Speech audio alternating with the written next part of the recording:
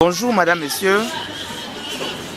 Radio TV a l'insigne honneur de recevoir sur son plateau ce jour l'un des 10 candidats aux élections présidentielles en Côte d'Ivoire. Il se nomme le sergent de Capi. Bonjour Monsieur le sergent. Bonjour, très cher journaliste. Comment est-ce que vous allez? Très bien. Très bien, d'accord. Vous allez vous présenter à la population. Oui, oui. Et profiter en même temps de l'occasion pour présenter votre projet de société. Ils ne me connaissent pas? La population ne me connaît pas? Bon, je ne sais pas. Je suis sergent de Capi, le rirologue. Le rirologue? Oui, je suis quelqu'un qui a un doctorat en rirologie, la science qui étudie le rire. D'accord. Je suis le seul sergent qui a refusé tout autre grade, parce qu'on ne sait jamais.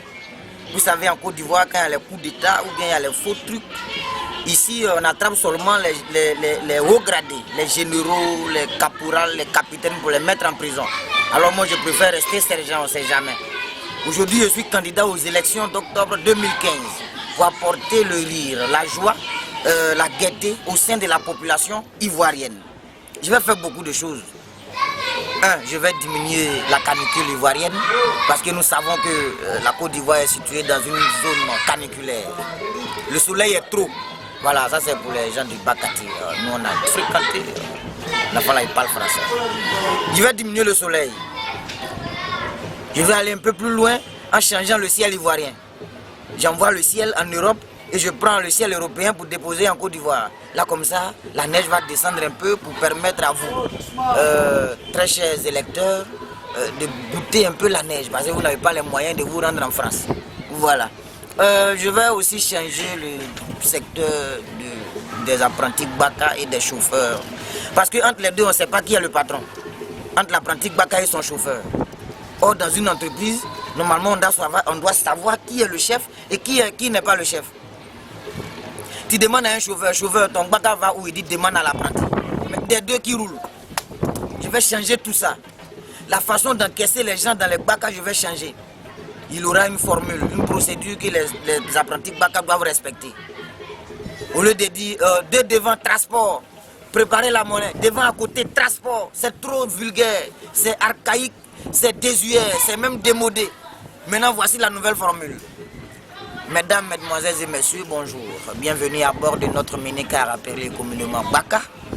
Nous allons vous conduire à destination. Mais avant d'arriver à destination, veuillez préparer la monnaie et veuillez vous acquitter de votre titre de transport. C'est pas joli ça? C'est comme ça que normalement que les apprentis Baka doivent encaisser les honnêtes citoyens que vous êtes. Parce que moi, non, que vous êtes. Parce que moi je n'emprunte plus Baka. Voilà. Et puis très tôt le matin à 4 h quand ces apprentis se lèvent, ils ont une façon bizarre d'appeler, d'accoster les clients. C'est pas bon. Au lieu de Adjamé Renault en bas du pont, ils procèdent par Djamé en bas du pain, Renault en bas du pain, Rognon, Djamé, Rognon en bas du pain, Rognon. Adjamé Renault. Oui, Adjamé Renault. Ça c'est ce qui est logique, c'est ce qui est normal. Bien sûr. Adjamé Renault en bas du pont. C'est ça. Eux ils procèdent ainsi. Djamé, Rognon en bas du pain. Rognon en bas du pain. Ah non. À 4 h c'est comme ça. Oh, mais ne discutez pas avec moi, monsieur. Non, je ne discute pas, monsieur. Mais alors, je suis un usager, je sais comment les gens accostent les gens. Ah, vous continuez de rouler en Baka? Non, j'ai été un usager. Ah, d'accord. C'est ce que j'aurais dû dire. D'accord. Voilà. Et donc, je vais changer ça. Il ne devrait pas rester en marge de l'énervance.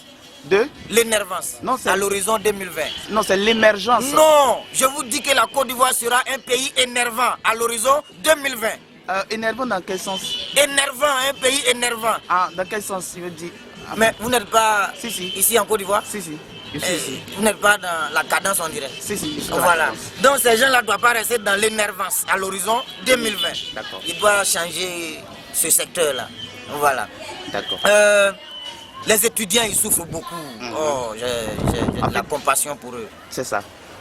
Chaque étudiant aura un bus. Un bus. Même s'ils sont 4000, un étudiant, un bus. Un étudiant, un bus. Un étudiant, un bus. C'est un projet qui me tient. Est-ce que vous avez essayé d'évaluer un peu le coût d'un bus? Oh, c'est pas grave. C'est environ 150 à 200 millions. Oh, c'est un million de francs CFA? Oui. Non, mais moi j'estime ça en dollars. Je m'exprime plus en francs CFA. C'est dépassé ça. D'accord. C'est dépassé. D'accord. Et puis je vais climatiser les bus. C'est-à-dire articuler pour chaque étudiant. Tu es seul dedans. Tu peux jouer Maracana, ça dit que c'est un terrain de sport en même temps. Est-ce que ça sera un bon investissement? Oui, ça va payer. Ça va payer? Ça va payer, oui, ça va payer. Parce que c'est pas un peu trop, monsieur le président? Non, c'est pas trop. On aurait dû acheter des petites voitures, des petits modèles pour chacun? Un petit modèle pour... Un petit modèle? Non, oh non. Voilà pourquoi j'ai dit que... pour un seul individu? Voilà, nous sommes dans l'énervance. À l'horizon 2020. Qu'est-ce que vous ne comprenez pas? L'argent est versé. Il y a l'argent en Côte d'Ivoire. C'est versé où? Il y a l'argent. Est-ce que pour avoir l'argent, on souffre maintenant? L'argent est là. Je m'exprime en dollars, les gars. Venez, votez-moi et vous verrez. Mais l'argent où, monsieur le président? L'argent est partout. Même l'argent est sur toi. Ah bon? Oui. L'argent est partout. L'argent, quand il te promène, l'argent sent. Ça sent l'argent. D'accord. Oui. Continuez. Tous les moyens sont bons pour avoir de l'argent. Voilà. Je continue. Les questions viendront tout à l'heure. Il n'y a pas de problème. Je continue parce que je vais changer ce secteur-là. Et chaque étudiant aura un bus. Maintenant, sur cette terre de la Côte d'Ivoire, si les routes sont saturées, je vais faire les bus aériens. Un bus aérien? Un bus aérien, ouais. Un bus aérien? Oui. Je vais transporter les étudiants par avion pour aller déposer au campus. Ça dit qu'on est dans l'énervance. C'est ça. Et puis, il y a beaucoup de choses que je vais changer. Même pour demander de l'argent à son copain, il faut changer. Il y en a qui viennent pour demander de façon dépassée. Non, on demande avec un sourire. Hein, c'est la joie que je vais vous donner. Donc, votez-moi et vous verrez ce que je ferai pour vous. Voilà. D'accord. Ma première question, monsieur le président, oui. C'est qu'on a remarqué aujourd'hui que les jeunes, ça donne beaucoup à l'alcool. Oh, mais ça... Donc, quel est votre projet à ce niveau-là? C'est un bon métier. Qu'est-ce que c'est? C'est un très bon métier. L'alcoolisme? Vous parlez de l'alcool. Quelle façon d'alcool?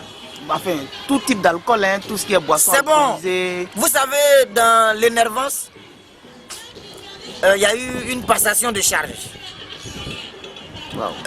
Ça veut dire quoi ça? Les jeunes baoulés qu'on est en tant que buveurs, en tant qu'alcooliques, de tout genre de boissons, ont passé leur flambeau aux jeunes doulas.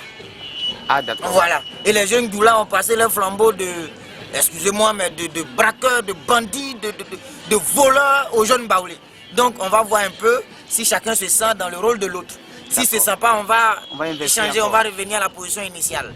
Vous voyez un peu. Donc c'est bon l'alcool. C'est bon à telle enseigne que quand les fêtes de Tabaski ou bien de Ramadan sont proches, vous voyez que les maquis ne bougent plus et même mon entreprise, ma société de fabrication de boissons ne bouge plus et ça m'énerve. Et c'est un projet qui me tient à cœur. Je vais suspendre toutes les fêtes musulmanes. Voilà, pour faire bouger mon entreprise. Parce que je vends de l'alcool moi. Voilà. D'accord, monsieur le président. Ouais. Vous avez parlé tout à l'heure des logements sociaux. Oui. On souhaiterait que vous reveniez là-dessus. Logements? Les logements sociaux. Oui.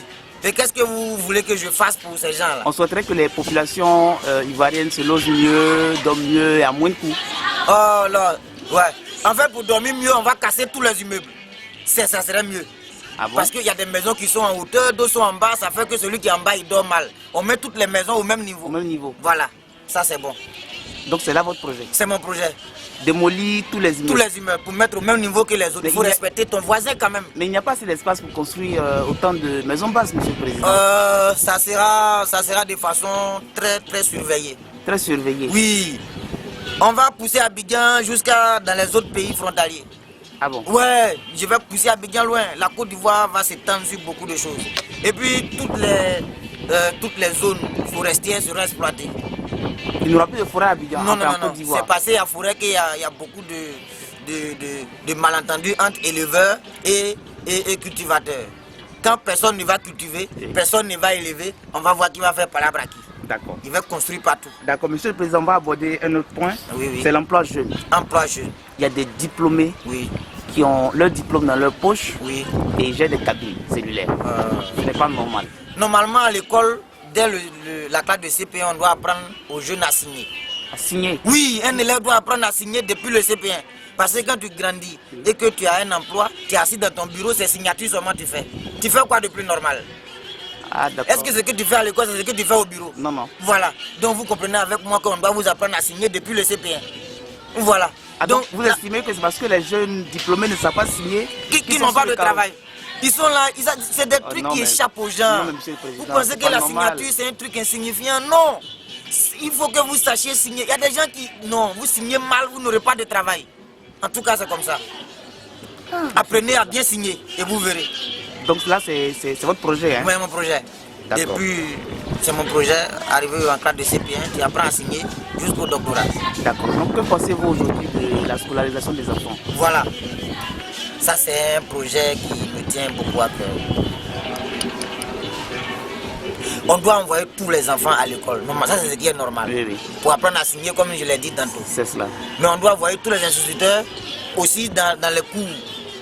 On doit poursuivre dans les maisons, les différentes maisons, poursuivre les élèves, enfin les enfants. Dès que ton enfant naît, si c'est un garçon, il a de fortes chances d'aller vers l'école. Mais si c'est une fille, c'est l'école qui doit venir vers elle. Parce que les filles, c'est bizarre. Quand elles s'habillent et qu'elles passent dans l'espace de temps qui sépare la cour à l'école, il y a beaucoup de péripéties, beaucoup de rebondissements. Parce que les jeunes... quoi tout ça? Non. Avant, nos mamans s'habillaient pour sortir. Ah bon? Maintenant, nos jeunes filles se déshabillent pour aller à l'école. Donc on les intercepte en cours de route et parfois elles n'arrivent pas à l'école, elles vont vers l'école. Vous estimez qu'elles sont nues? Oui. Les jeunes filles aujourd'hui? Oui. Avec les mini-jupes, les collants collés et tout ça? Elles sont très nues. Ah bon? Je n'arrive pas à comprendre qu'une fille normale puisse s'habiller comme ça pour aller à l'école. Et les parents voient ça. Et les garçons qui laissent leurs caleçons dehors là? Ce sont les garçons, normalement, on doit construire un enclos pour les enfermer. Un enclos, hein? Ouais. Comme des animaux? Comme des bœufs. Des bœufs? Ouais. Et on va faire des ranches, ils vont passer dedans, on va les vacciner tous les matins. Ils vont changer. C'est ça mon projet. Mon projet, il est très noble. D'accord. Monsieur le Président, on a une dernière question pour vous. Oui, c'est l'immigration clandestine. L'immigration clandestine. Oh, vraiment. Les enfants là, ils sont impolis. J'ai dit, non, qu'à rester ici. Non seulement je vais changer le franc CFA en dollars, parce que c'est à cause de ça ils vont. Ah, c'est à cause du franc CFA? Oui, je vais envoyer deux monnaies ici en Côte d'Ivoire. Le dollar et puis l'euro. Ça n'existe pas dans... Ça va venir. Quand ça va venir, ils ne vont plus partir là-bas. Ils vont là-bas à cause du dollar et de l'euro. Mais c'est pas parce qu'ils chôment ici qu'ils vont là-bas? Il n'y a pas... On chôme pourquoi? La terre est vaste ici. Qui chôme? Qui t'a dit que les gens chôment? Bon, on voit les jeunes dans les quartiers qui tous les matins vont s'asseoir au kiosque, au cyber ou dans les rues, on les voit. Et c'est pas un travail ça? Ils sont occupés. Il est assis au kiosque en train de boire thé, il boit noir matin jusqu'au soir, il est occupé à travailler. Qu'est-ce que vous voulez? Qui t'a dit que ça c'est un chômage? Je pensais qu'ils dormaient dans leur maison. Même s'il dort, il est occupé. Le sommeil, c'est une occupation. Tout ce qu'on fait est un travail. Aujourd'hui, vous êtes assis devant moi en tant que journaliste. Oui. Et moi, je suis le président parce que je suis déjà élu. C'est un travail. Eux, ils se promènent, c'est un travail. S'il est fatigué, il va se reposer. S'il est fatigué, il rentre à la maison pour dormir. N'est-ce pas? Ça, c'est un travail. Mais quand on mange, on travaille. Voilà. D'accord. D'accord, Monsieur le Président, nous sommes au thème de notre entretien. Oui. Je vais vous demander votre dernier mot. Oh, je n'aime pas ce thème-là. Non, je n'aime pas trop ce thème. Vous voulez donc me tuer? Non. Mais mon dernier mot, pourquoi? Non, pour juste... Y a-t-il un fusil qui est pointé sur moi? Rien du tout. Je dois me pendre? Non, rien du tout. Bien. Votre mot de fin, ça serait préférable. Voilà, votre mot de fin. Voilà, merci. Pour dire vrai, il y a des gens en Côte d'Ivoire qui sont fatigués de vivre. Ils veulent se ôter la vie. C'est un conseil dont je vais parler doucement pour que vous puissiez mieux comprendre. C'est simple. Moi, je suis un rirologue. J'enseigne la rirologie. Ça veut dire quoi, monsieur le rirologue? Ça veut dire quoi? La rirologie, c'est la science qui enseigne les différentes manières de rire. Parce que les gens rient mal. Il y a des gens qui rient avec les 26 lettres de l'alphabet, c'est pas bon. Vous pouvez essayer? Oh, il y a des gens qui rient avec les A, les O, les I, les U, c'est mauvais. Ce qui est pire, c'est qu'il y a d'autres même qui rient avec, ils doublent les voyelles pour rire. Le O et les A. Les hou, c'est pas bon. Les gens qui disent les hou, non, c'est pas bien. Je ne peux pas vous inviter aux 2 plateaux pour un dîner gala. Non, non. Je ne peux pas vous envoyer, n'est-ce pas, à l'Ivoire, n'est-ce pas, pour recevoir mes collègues, parce que vous riez mal. Donc c'est cette science-là que je développe en Côte d'Ivoire. Ah, d'accord. Pour revenir à mon mot de fin. C'est cela. Vous êtes fatigué de vivre. De grâce, n'achetez pas une corde pour vous pendre. C'est douloureux. Vous allez fatiguer celui qui va vous défaire. Parce que si vous vous pendez, il y a beaucoup de choses qui sortent par le bas. C'est ça. N'achetez pas des comprimés pour boire, c'est pas bon. N'allez pas vous noyer, c'est pas bon. Il y a une solution pour vous et c'est ça. Prenez 25 francs avec un sourire. Comme j'enseigne le riz, allez-y dans une boutique avec un sourire. Achetez une boîte d'allumettes avec un sourire. Revenez chez vous, toujours en souriant. Rentrez dans votre cuisine avec un sourire. Ouvrez votre gaz avec un sourire.